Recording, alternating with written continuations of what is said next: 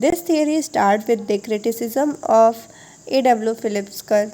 According to A.W. Phillips, there is a trade-off relation between unemployment and rate of inflation. It means that when the unemployment increases, it decreases the rate of inflation, and when the unemployment increases, it decreases the rate of inflation, and when the unemployment decreases, it increases the rate of inflation.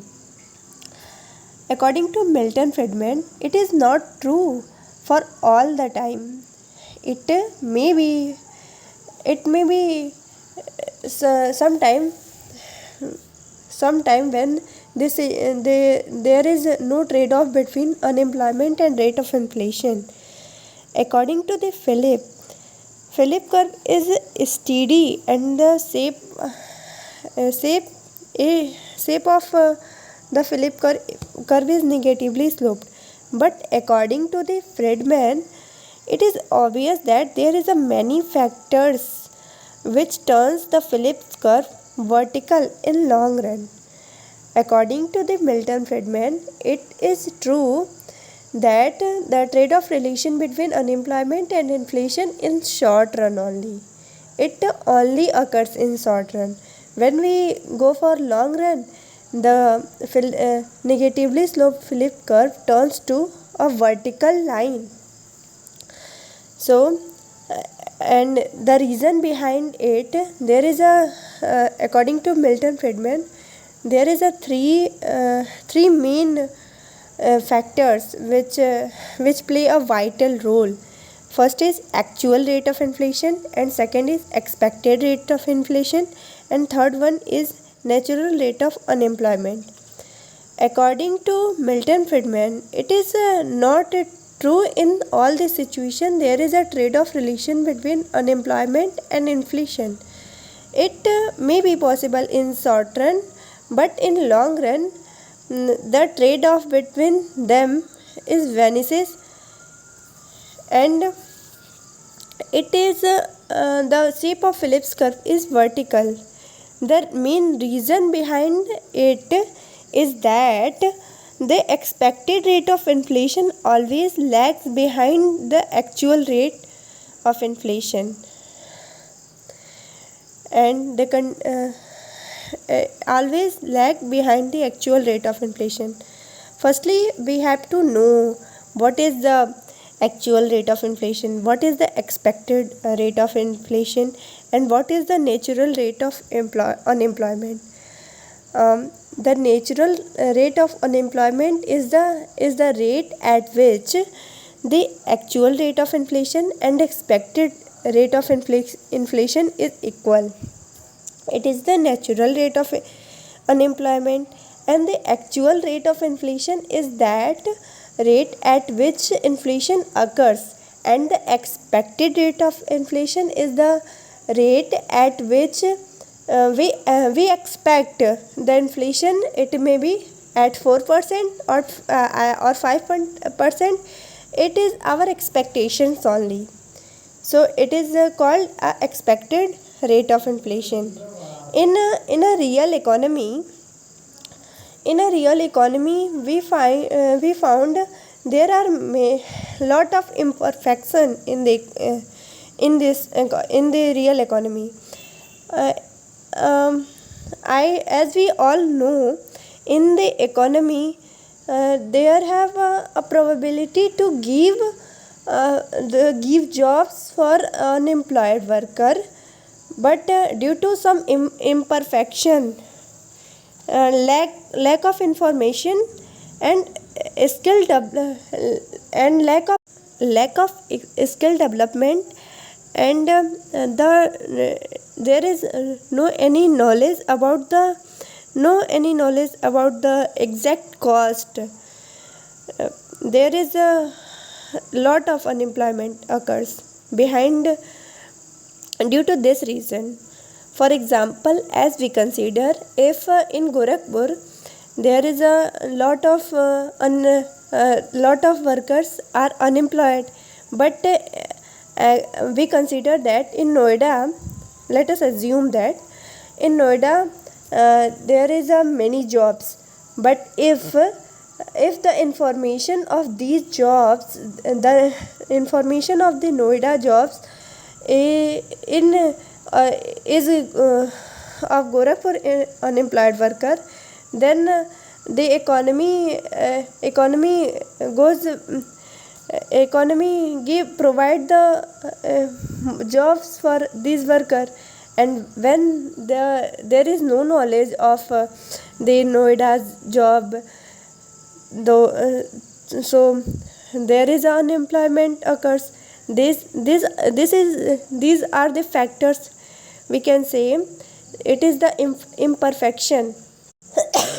So we can say, due to the lot of imperfection in the economy, there is a no trade off there is a no trade off between unemployment and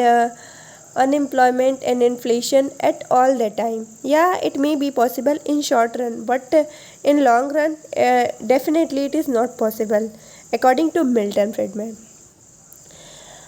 It may be changed by change in imperfection between goods market and labor market. It depends change in structure of goods market and labor market. Friedman says that Phillips curve is not steady, and in short run Phillips curve shifts due to change in the expected rate of inflation. And he provide a figure by which we understood the all process clearly. This figure is very clear for the reason behind the vertical shape of Phillips curve. If expected rate of inflation is increased, then the lever consider that actual rate is expected rate. When the expected rate of inflation increases, the result of that, the unemployment decreases. After some times, when all laborers observe that the real wages of labor decreases, then they will start to demand for increasing wage. And as we know, the Phillips curve operate in the condition of full employment, so there is no chance for increase the production. So with the increase of labor wage, employer remove employer removes the labor, and the result of that is unemployment increases. It is very here it is very important point to note down that firstly prices increases, then the wages of labor increases. Now we take a figure in which x-axis represent the unemployment rate, and which is shown by U, and y-axis represent the rate of inflation, which is shown by P dot. And as we know, SPC1 is a short run Phillips curve. When let us assume that natural rate of unemployment is at 3%, then the rate of inflation is 2%. If government try to decrease the unemployment, means that government try to increase the employment level, then by the use of monetary or physical policies. There are so many policy to increase the employment. So when employment increases, obviously unemployment decreases. So if government applies some monetary or physical policy to reduce the unemployment, then if consider by the government applying monetary or physical policy, the unemployment rate is reduces from 3% to 2%, then it is obvious the employment rate of inflation is growing up as 4%. And here it is very important point to note down that the rate of inflation which increases by 2 to 4% is the actual rate of inflation, and the movement is along SPC1 in it means that short run Phillips curve from A to B. And when the labor observed that the real money wages of laborers are decreases, then they again start demand more wages, and the result is that unemployment is again at the natural rate of unemployment, it means 3%. So as we know, the expected rate, which is expected rate of inflation, which is at initial point 2%, it also go with 4%. So here the Milton Friedman points is the expected rate of inflation always lags behind the actual rate is true. And we come at the point C. At the point C, it is the point of next time period of economy. Next time period in economy, it is along a short run Phillips curve, second SPC2. At the point C, when again continuing this process, when government try to decrease the unemployment by applying some monetary or physical policy, then again economy move from C to D along SPC2.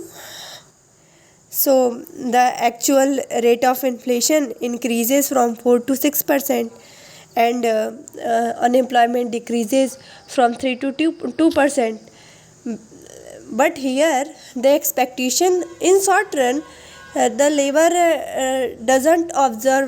labor force doesn't observe what is going on. They feels like our money wages increases, but when their standard of living goes down after some time, then then they think that no, our real money wages are actually decline. Then the expectation of these labor increases at the actual rate of inflation. So again their expectation is go high at the level of actual rate of inflation. Then we got a point E, at which unemployment increases. Then we have to reach at point E, where the unemployment rate is 3% and rate of inflation is 6%. Again we move towards another short run Phillips curve, SPC3, and we observe that in long run, if we consider in long run, there is a long run Phillips curve. The shape of the